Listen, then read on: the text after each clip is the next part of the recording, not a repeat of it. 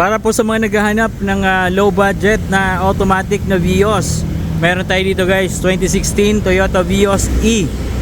Ayan.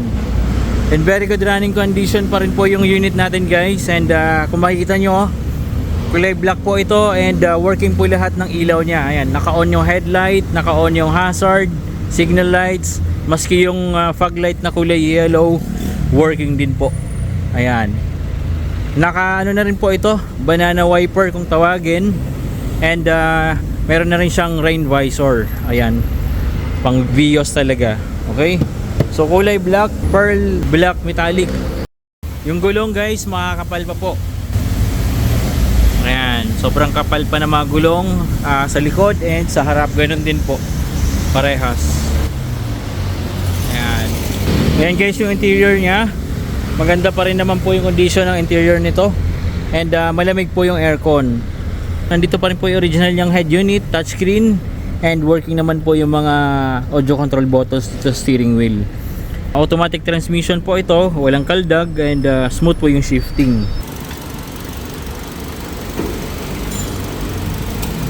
Yung fan working naman po.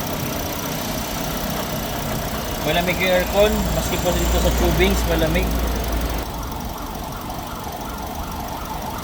Wala naman po siyang signs na involved sa accident. Original pa naman po yung frame dito sa engine bay. And wala pong mga yupe, walang mga walang na ni-repair, original pa rin. And maayos pa rin po yung condition ng engine niya.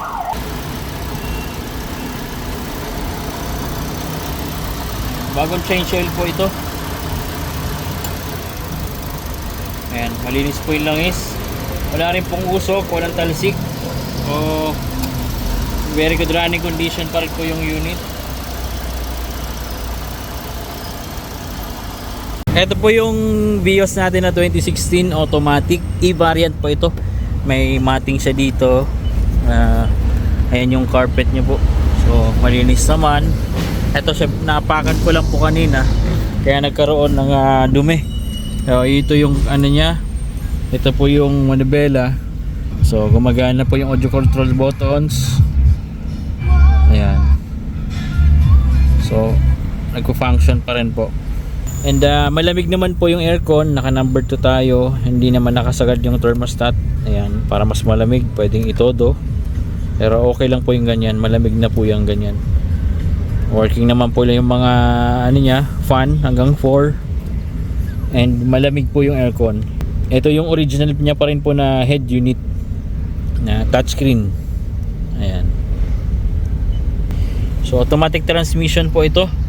And responsive naman po yung transmission niya, walang kaldag. Ayan, naka-reverse po tayo, neutral and drive.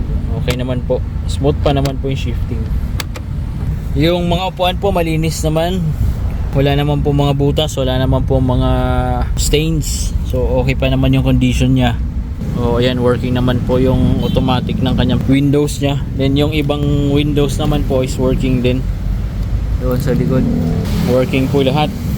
Ito yung second row seat niya po. Okay. So 5-seater sedan po ito. And ito, lata pa naman. Lata pa po yung body niya. Okay. Naka-promo sale po tayo dito guys. For only 358,000, mauuwi nyo na po itong 2016 Toyota Vios E Automatic.